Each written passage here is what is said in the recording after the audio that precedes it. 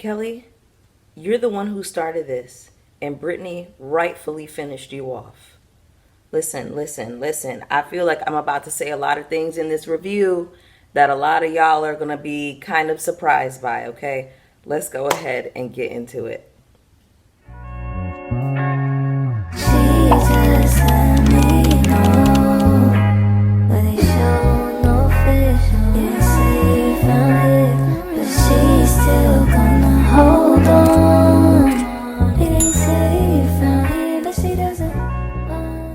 What's up, everybody? It's your girl Bonnie Scotch. Thank you so much for clicking on my video today. I wanted to bring you a review for Real Housewives of Atlanta. This is season 16, episode 16. We only have one more until actually next week is the finale. So what am I saying? Yeah, next week is the finale. I thought that this was a decent episode. It was just okay. I don't know if y'all can hear in the background, my dog is eating his carrot. But yeah, let's just go ahead and get into it. I feel like, I'm gonna say some things in this review that a lot of my regular subscribers are kind of surprised by. And I have to say this before we fully get into it. I do feel like I have warmed up to Brittany a lot these last 3 episodes. And I also am starting to feel like maybe there was a world where Brittany could have been a decent housewife, because I'm actually liking what she has been giving. But anyway, I think I'm just gonna flesh out my thoughts a little bit further into the episode. I've been having a really hard time with this franchise, especially since I am no longer Team Twirl. Girl, the people have been unsubscribing, honey, and just, dropping like flies, but it's all good, I just feel like at the end of the day, I have to stay true to myself and how I feel in my own thoughts and opinions, and I can't just go with the hive mind, a groupthink mentality. I can't just, do this pile on. I understand, like, we were upset that Brittany threatened Kenya at the top of the season, but Kenya, what she did to her in response was a fool. And at 54 years old, if you don't know that was out of order, you know what? Let me not even go down that road, y'all. But anyway, like I was explaining in my last couple of lives that I'm not really Team Twirl like that anymore. Like, I can't ride for her. And, people do not like that I have been sharing my opinion in that way. But you know what? It just is what it is. I feel called to give what I feel is balanced commentary, and if the people are not rocking with that and they want to unsubscribe, that's fine. But shout out to my Scotch Bonnet Scotch gang, who has been riding with me, locked in with me, and being supportive anyway. And just a huge shout out to Scotch Bonnets who have reached out to me to show me some love in the last live. Like, I really love y'all so much. I really, really do. So let's just go ahead and get into it. Oh, by the way, I do have a membership that is $5 a month. It's a cup of coffee every month if you would like to support the maintenance of this channel. But let's go ahead and get into it, okay? All right, so we start this episode with Shamia at the doctor's office with her 2 daughters. Shia was singing, something about "I'm waiting up with your t-shirt on." That Shamia song, I heard Shamia singing that in the studio, and I remember thinking to myself, why? I mean, it seems, no, I don't know. I don't know the ins and outs of Shamia's marriage. It can't be that happy of a marriage, because this man doesn't even have the wherewithal to know, like, his wife is going through it. She is emotionally spent, and he's still trying to force her to have this baby. So, like, the song sounded really sad and sorry, and I'm like, why does she have this sad and sorry song in, like, what people would think is like a happy marriage? But that baby was singing about waiting up with your t-shirt on. I didn't like that. I just feel like it's too grown for Shia to know the ins and outs of that song. Like, that's not, I don't feel like that's age appropriate. I don't know. I just didn't like it. It rubbed me the wrong way. But anyway, Shamia apparently was diagnosed with strep throat when she got back from Grenada. And I just feel like, why is she not wearing a mask around this baby? If you know you had strep throat when you came back and you're still on antibiotics, then it has not left your body. So the baby is all in your face and you're maskless?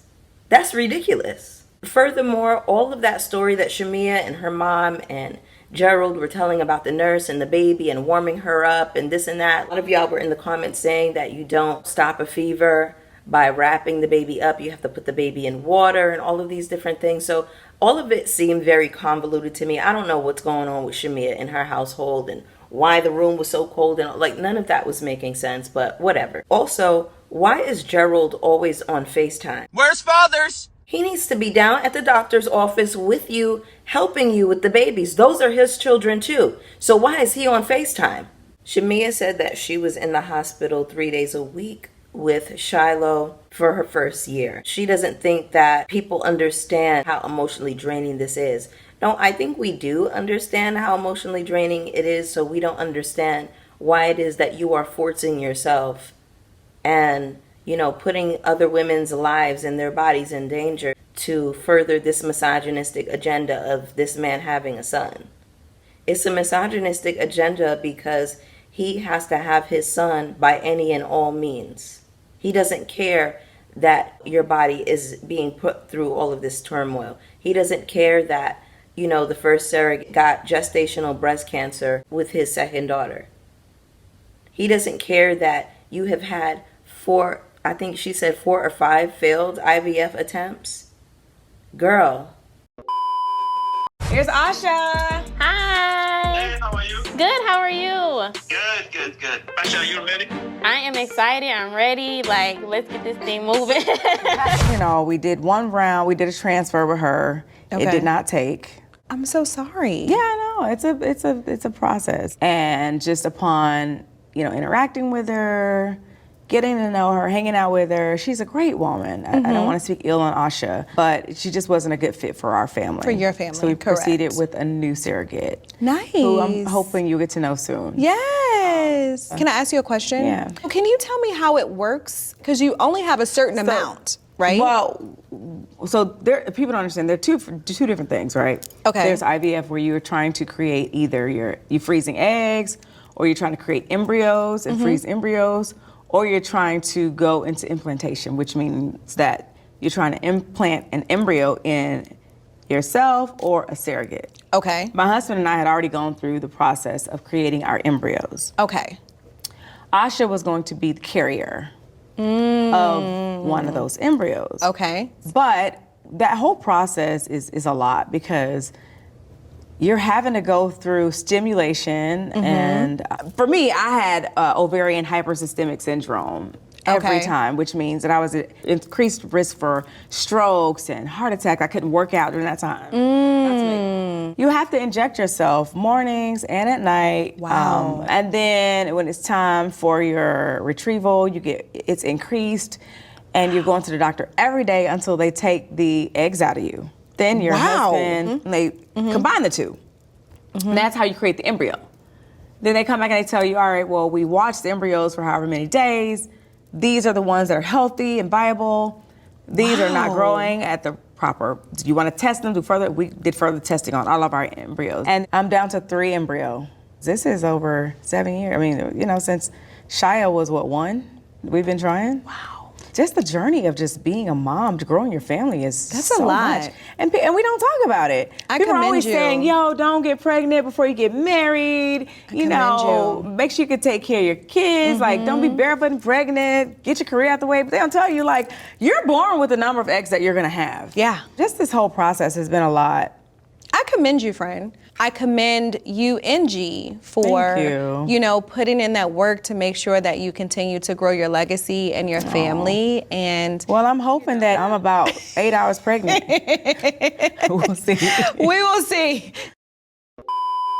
We do understand how emotionally draining this is. I remember when Shamia asked her husband, well, what's going to happen if we have complications with the next baby? And he said, we'll cross that bridge when we get there. How is that the response to your baby having health complications and the mother of your child, the surrogate? How is that the response? Oh, we'll see when we get there. He doesn't give a shit about Shamia. He just wants his son at the end of the day. But you know what? Shout out to marriage. Shout out to husbands, honey. Shout out to giving your husbands whatever they want, even at the cost of your own body, even at the risk of your own health. Shout out to making your husband happy no matter what. Hashtag love wins. Y'all like it? I love it. Next up, we have Fedra at the house with her two boys, Dylan and Aiden. Can I just say this? I never cared for Fedra. She was never my cup of tea. But I think that she is doing a fabulous job with those boys because they are so smart, talented, well-mannered, well-spoken, and clearly headed for a path of success. And also, they are the cutest little things. They are so damn cute. Dylan, his face looks exactly like Apollo and exactly like Phaedra. It is, genetics are crazy, right? Because he looks like he took both of their genes and it's his face. Now, you know, I never felt like Phaedra really had it all going on like that, but he got the best of her features. They are both just so cute to me. They're adorable little kids. I have a soft spot for them because I remember, you know, when they were born, when they came along. I remember when Aiden was in the belly. I remember when, you know, Dylan came along and they were calling him Mr. President. I remember when Phaedra was dropping off Aiden to school and he had me bawling in the back seat asking his mom if he was still going to be her baby. The babies are growing up. It's really so cute. Anyway, I do think that Phaedra's children soften her a lot because Phaedra is doing an exceptional job with her children. And I love that she seems to be so encouraging with Dylan and Aiden. I can appreciate that she's not playing this game of, oh, you know, you can't do fashion design because it's for women, because we know a lot of people, you know, especially from certain backgrounds, if you get what I'm saying, you know, they do that to their children. So I'm so glad that she's encouraging him and she is noticing the direction that he kind of is interested in and she is encouraging that. So I think that that is beautiful. Phaedra says that she is a certified Reiki healer and she's also a pastor's kid. So I wonder how her Christian mother feels about that one. Dylan wanted bell bottom. His mom told him, well, you need to learn how to make them. And I think that that was fabulous. I love that she encouraged him in that way because I feel like kids have like a lot of natural talent and you just have to give them that outlet to be able to do what it is they say they want to do. You know what I'm saying? And also, like, it's also fierce because I didn't have YouTube growing up. So these kids have access to so much information and I feel like parents can just be a lot more helpful with them in certain ways. So anyway, I love it. So yeah, the baby got to working on that sewing machine, okay? And he knows it. And to hear the way that Aiden was speaking about the business and saying that he wanted to help him with the marketing, he sounds so knowledgeable. Like he could potentially like be a young mogul or something. Like, I was like, okay, Aiden, like it came off like, okay, the brothers are very close. And I remember at the end of the towards the end of the episode, whenever they did their fashion show, I didn't put it in my notes, but I did notice that they hugged each other and they seem very close. And Phaedra has this thing where she's like, you are your brother's keeper. So I like that she has cultivated like this kind of close bond between them. And I love this. I love their little family dynamic. I think that Phaedra's children are the best thing about her and they humanize her. So this was lovely to see. The next scene, we have Kelly headed to court. I love that white suit that she had on, and I love that she broke up the white with that cobalt bag that she was carrying. I thought that that was a really nice touch. 4 hours later, she left the court. She says that it was a shit show.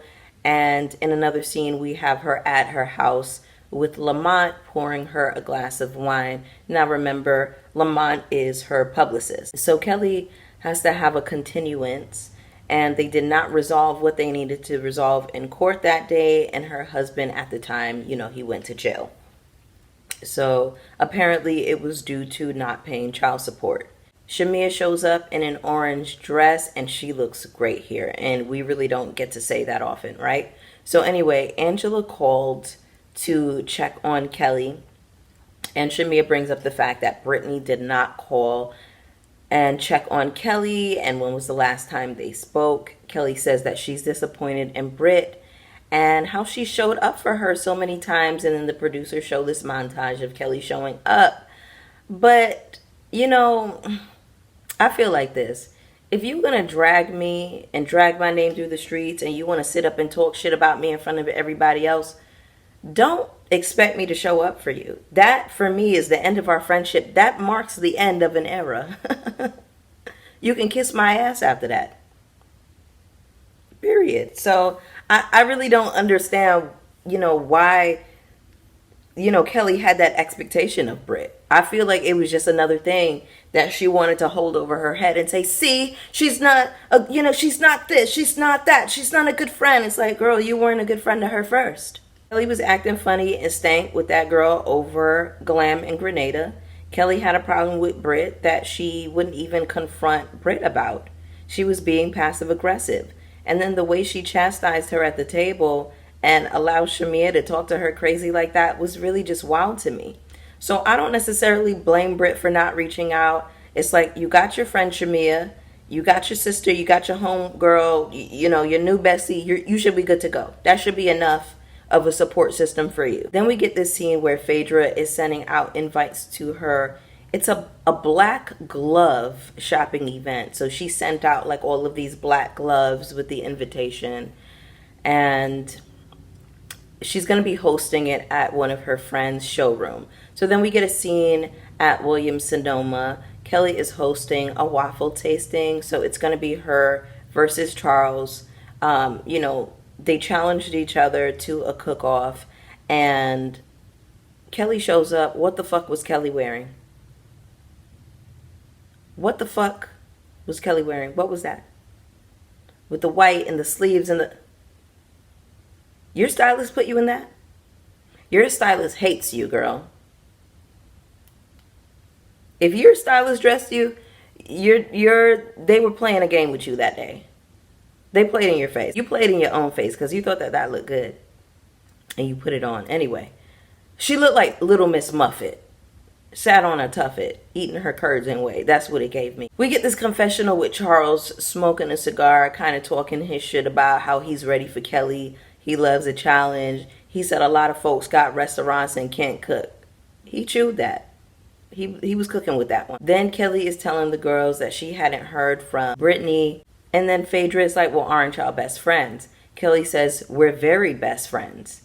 So if you treat your best friend like that, the way you did at the table, I wouldn't want no parts of you as a friend. So Brittany invited Cynthia and Portia over to her house, and it is very clear that, they're doing some renovations because, they had that plastic kind of blocking off certain areas of the house. Mind you, her husband was not in the scene, okay? Now, I watched the after show. Kelly was saying that she was upset because Brittany had said before she would never invite Portia to her house because she doesn't want her around her man.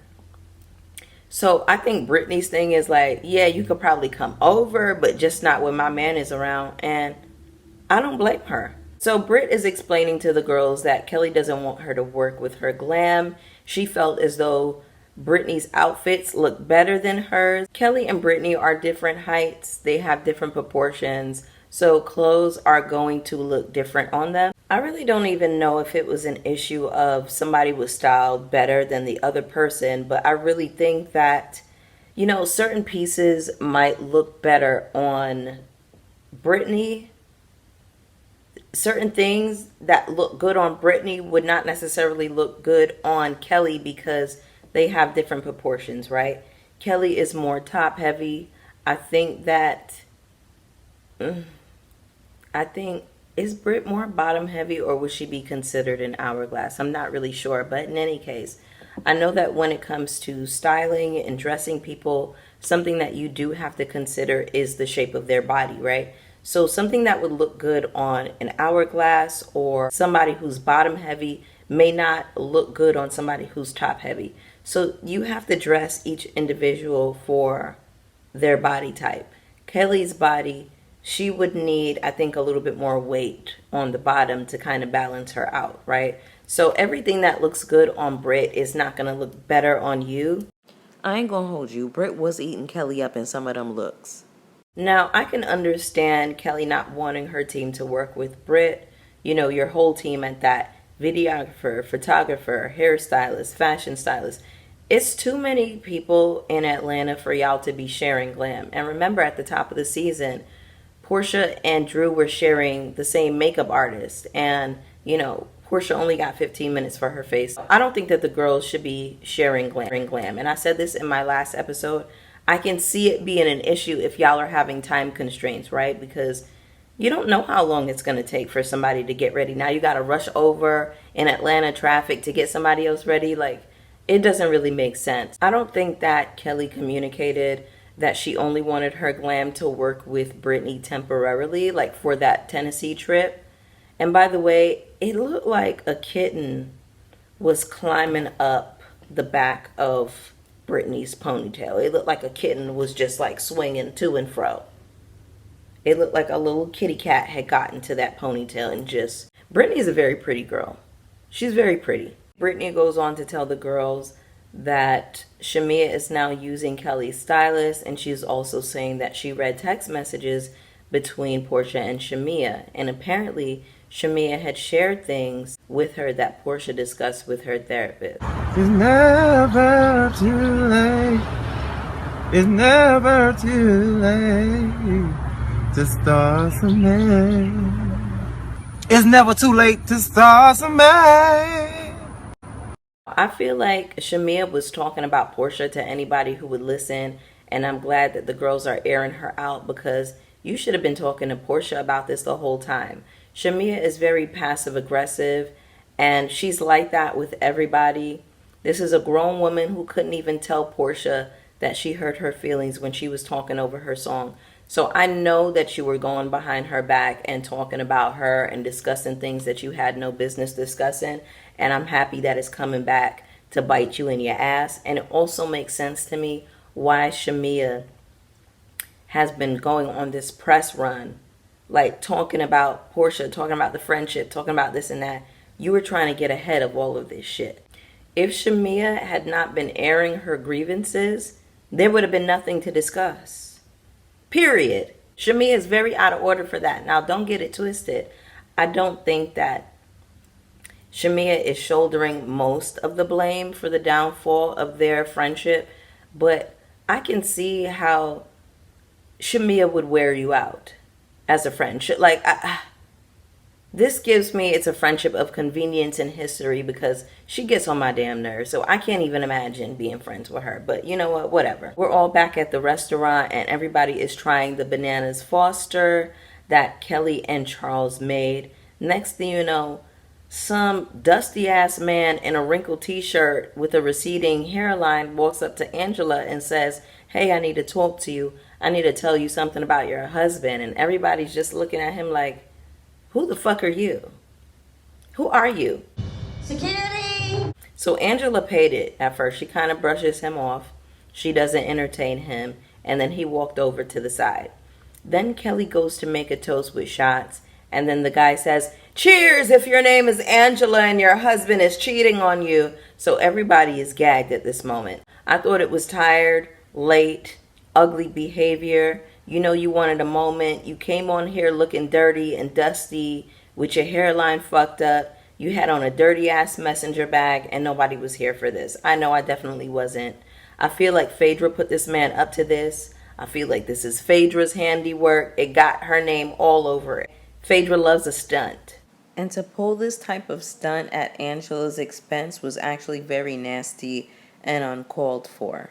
Kelly's security escorted this man out, and I feel like Charles didn't hear the guy, because I really feel like it would have went left. And in the next scene, we have Mimosa, who is Brittany's dog, humping on Portia's leg, and then she goes over and humps on Brittany's leg, and then she's humping the pillow.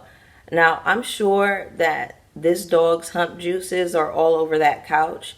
You need to control your dog when people come over. If you know that your dog likes to hump, you need to put them in another room when guests come over. That's very out of order. very out of order. I remember when I was a little girl, I might have been 8, 9, 10, somewhere around there. I went to a friend's house and she had a big ass dog and it overpowered me. It was like the dog was bigger than me and it overpowered me, and it was like humping my leg and it was like humping between the couch and all kinds of shit. And I feel like it got really aggressive with me and I was scared. Like that was the first time I was ever traumatized with a dog. You know your dog is like that. You need to put your dog away when people come over. Especially I mean, this is a little dog. Like Mimosa's little, so you know, she wasn't gonna be harmful in that way, but I don't know. I just have a thing with people and their dogs and guests. Like, put your dog away. I mean, I like dogs. I love animals. I have a dog myself, but it's like everybody don't like want to interact with your dog in a certain way. So Fedra calls Portia and Portia puts her on speaker and the girls overhear the tea about what happened at Williams-Sonoma. Now we have Fedra setting up her Black Glove event. She's doing a kind of walkthrough. Portia calls Fedra and tells her that her cousin Lundy had passed away. So rest in peace, Lundy. That's so sad. That's really so sad. I felt awful for Portia and her family. So in any case, the girls start showing up to Fedra's event, and out of all of the girls, Brittany had on my favorite outfit. Now, in the beginning of the season, Brittany's fashions were a little bit rough, a little bit dated, but after, I think she got a stylist and then she started to like really come into her own. So Brittany says hello to everybody and she says hello to Kelly. Kelly starts looking around and she's ignoring her. Kelly feels like you didn't call on me, you didn't check on me and my girls, and you did all of this over glam. Kelly, you were the one who started cutting up with her about glam. When you knew you didn't want glam to work with her, you could have just said that. So she didn't start cutting up with you. You couldn't even be bothered to tell her how you felt and this is supposed to be your best friend. I don't understand why you think it is that she would be jumping up to come to your bedside. You were moving like y'all were beefing in Grenada. What's not clicking?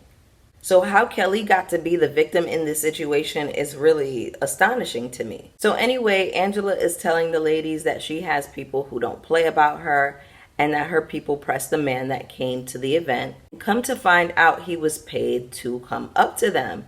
Now, I could have told you that, Angela. It's just a matter of who paid this man because he came over and he was mic'd up. So obviously production knew that he was coming in for a moment. That means somebody on the cast told production, oh, I have this man coming with some information and he needs to be mic'd up. Angela and Charles got goons, honey. I said, I know that's right. You talk the good game. Now bring your street game, because that's what I'm bringing. Anyway, Kelly is saying, I wonder who sent that man. It must have been somebody who wasn't at the event. So she is implying that it was Brittany because Brittany was not at the event. So Brittany is saying, Cynthia and Portia were at my house though, so it couldn't have been me. And Kelly is looking at Cynthia and speaking to Cynthia and saying, oh, so y'all were at her house. And Brittany is like, you can actually address me instead of being passive aggressive. And Kelly looks at her and says, yes, I can address you. I am aggressive. They start going back and forth. And Brittany is saying to her, well, you're the one who wanted me to work with your stylist because you're insecure and you need a sidekick. Come on, bitch! Come on, bitch! Come on! Come on, bitch! That's what I'm talking about! She ate you up with that one, Kelly. They were both holding their own. Kelly had some cute snapbacks, but Brittany had some cute snapbacks too. So Kelly walks away for a little bit and then she comes back and she starts saying, you know, you need to go talk to your pill popping roommate. Now, you know Kelly is loud. She's always yelling, even when the situation doesn't require her to yell. Okay, so just imagine how she sounded in this moment. So Brittany says, the stylist said you look a mess. You need to keep it up unless you want to talk about those you had when you were married. I love you. Kelly says, bitch, you don't even have a kid. You could never be me. And Brittany says, I wouldn't want to be you, you little hobbit. Now, Kelly, I don't know why you think anybody wants to be you or have your life or anything of the sort. No shade, girl. I'm not trying to be mean or nothing, but Kelly, like, what? Like, that's not a read for the kids. Let's be clear, that's a read for their ugly ass daddy.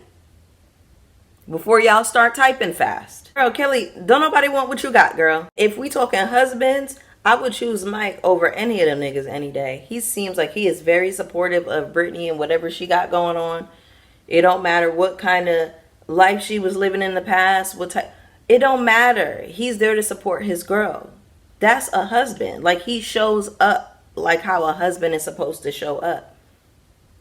Like, you could say what you want about Brittany and her man, but he's there for her. Wait, I thought it was funny when Kelly was leaving and she was going down the stairs and she yelled out, "Fuck that hoe ass bitch! She's a hoe!" That hoe ass bitch. She's a hoe. Y'all, that cracked me up so bad when I first saw it. Like, the way she was like, "She's a hoe!" That was TV gold, okay? All of the ladies felt like Brittany took it too low. I didn't. I didn't feel like she took it too far. Okay, here's the thing. We know that we don't really care about pill poppers like that, but it is a taboo discussion and subject. We don't really care about women having aborciones, your body, your choice. You got to do what you got to do, especially behind that abusive ass nigga you was with. You had to do what you had to do, okay? So those two things are very two taboo topics. Kelly started airing shit out first. So you want to air out dirty laundry? I'm going to air out dirty laundry. Now we both airing shit. Bro, you started that shit. 3 episodes in a row, I got Brittany's back. And I'm really starting to like her. And I also, once again, I feel like there is a world where she could have been a good housewife. I just feel like she came on too strong. And her insecurities were showing right out the gate. Right out the gate. And she had this plan. She would go after the OGs and whatever, it backfired on her really quickly. But something that Jeremy Speaks said, shout out to Jeremy Speaks TV, but I could relate with this quite a bit. I feel like I have experienced this where I've been trying to, fit into a crowd, fit into a group, and maybe I wasn't as honest about myself as I wanted to be, or maybe like I presented myself in a way that was not truly how I was, you know what I'm saying? Because I wanted to be impressive. Like, I can absolutely relate to Brittany in that way. So I don't blame her for that. I do wish, though, that she chose a different route and she came on and she's, explained, listen, I used to have a very colorful past and I'm trying to turn my life around. I want to go legit. I have this husband now. He's very supportive. Like, whatever. She could have just presented her life and her lifestyle different, and I think it would have endeared us to her. But I think a part of the reason I warmed up to Brit is because I don't like to see people ganged up on. I don't like to see a pile-on. I don't like to see... It's how I felt about Drew. I felt like they were kind of piling on her. I just didn't like the behavior, So I am naturally going to feel defensive over that person. Mind you, all of this is going on. Phaedra decided to close the doors early at her event, so Drew came late and she ended up locked out. She's standing outside with everybody else. So anyway, the models all walked the runway and little Dylan presented his cargo pants, his bell bottoms that were actually a really great concept and a beautiful idea and very well executed, might I add. His brother Aiden walked the runway with him and he introduced himself to the crowd. He spoke to them. He said, "We're taking pre-orders." I said, "I know that's right, pre-order." Okay. So I went over to the website just out of curiosity. And what do you know? Little Dylan has his website up. He is taking orders. And that is more than what She by Sheree or even Britt Edie can say for themselves. Okay. Don't come on this show advertising clothes or business or anything like that and you don't have your website up and ready to go. By the time that episode airs and we see it and you announce it, by the time it airs a year later, the website should have been up and running. Hello? So Dylan is really, pioneering in this space and showing the girls how it's done. Go ahead and support Dylan, a young, enterprising entrepreneur, honey. I love to see it. And I did check out the website. It was really, really cute. So his website is thestararchive.com, which features him, his older brother, and his mom, of course. So I love that he had help with his website. This is clearly, my family supports me, so y'all not going to play with me type of thing, which I love. But Anyway, I like the women's design that he had on here. Out of all three, I would definitely get the ones that Fedra has on. But I want to know, how the hell is Fedra a size small? Or if these just got that much stretch or whatever, how he did the sizing for this, because they're saying that Fedra is a size small in this. So that was interesting to me. But anyway, go and support this baby. Okay, so shout out to Dylan. And then we have Fedra breaking the news to the girls that Portia is not at the event because Lundy passed away. Shamia starts breaking down crying. I do think it's interesting though that Shamia didn't know about this. I wonder if she felt some type of way that Fedra was telling her instead of Portia. But again, rest in peace to Lundy. This is really sad. But in any case, y'all, that was the episode. We got the finale next week, which I'm really looking forward to. And we are going to see the fallout with Charles and this man who came up to Angela at the event. But anyway, y'all, go ahead and get down in the comments with me. You already know that I want to hear from you. Don't forget to hit the like button on your way out. Hit subscribe if you haven't already. Hit the notification bell so you know when I'm posting. And I will see y'all for the next one. Peace.